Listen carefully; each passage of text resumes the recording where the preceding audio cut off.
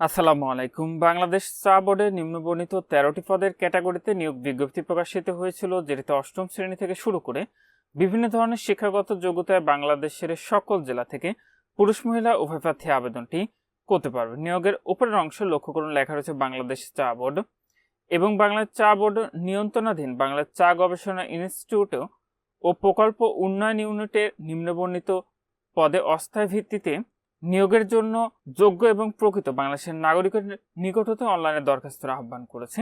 তো এটি 1 নম্বর যে পদটি রয়েছে সেটি হলো প্রধান শিক্ষক প্রাইমারি, বাংলাদেশ চা বোর্ড শ্রীমঙ্গল মৌলভীবাজার। এটিতে পদের সংখ্যা রয়েছে একটি এবং আপনাদের শিক্ষাগত যোগ্যতার বিষয়টি আপনি এখানে 4 নম্বর কলামে দেখতে পাবেন।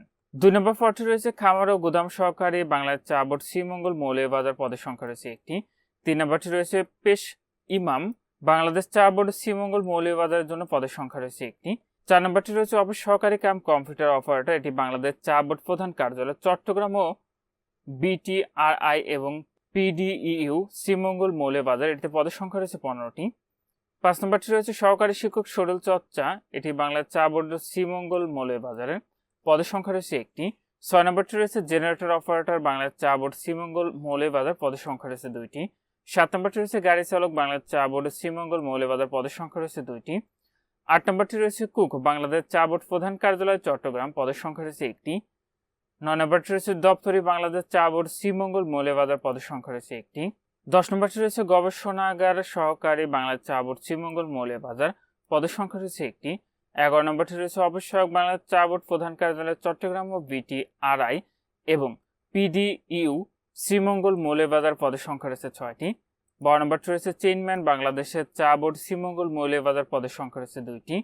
এবং সর্বশেষ 13 নম্বর রয়েছে কুক কাম বেয়ারার, বাংলাদেশ চা বোর্ড শ্রীমঙ্গল মৌলভীবাজার। পদের সংখ্যা রয়েছে 2টি। আবারও বলছি, এটিতে আপনারা বাংলাদেশের সকল জেলার প্রার্থীরা কিন্তু আবেদনটি করতে পারবেন।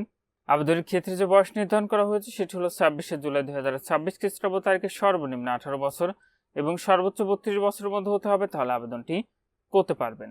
এটির আবেদন প্রক্রিয়াটি এখানে যে ওয়েবসাইট ঠিকানাটি দেখতে পাচ্ছেন, এখান থেকে অনলাইনের মাধ্যমে সম্পন্ন করতে হবে। আবেদনটি ইতিমধ্যে চলমান রয়েছে।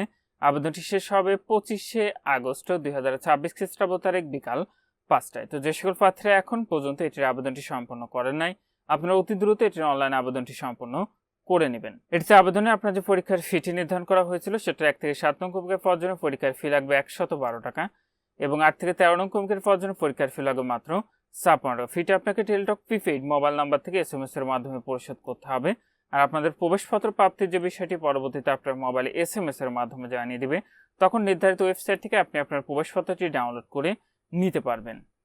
তো যে সকল প্রার্থীরা আবেদনটি করবেন, আবেদনটি করার পূর্বে আগে নিজ দায়িত্বে সম্পূর্ণ নিয়োগ বিজ্ঞপ্তিটি ভালো করে পড়ে বুঝে তারপরে অনলাইন আবেদনটি করবেন। আর কারো কোনো কিছু জানার থাকলে অবশ্যই কমেন্ট করবেন, আমি চেষ্টা করবো আপনাদেরকে জানিয়ে দেওয়ার।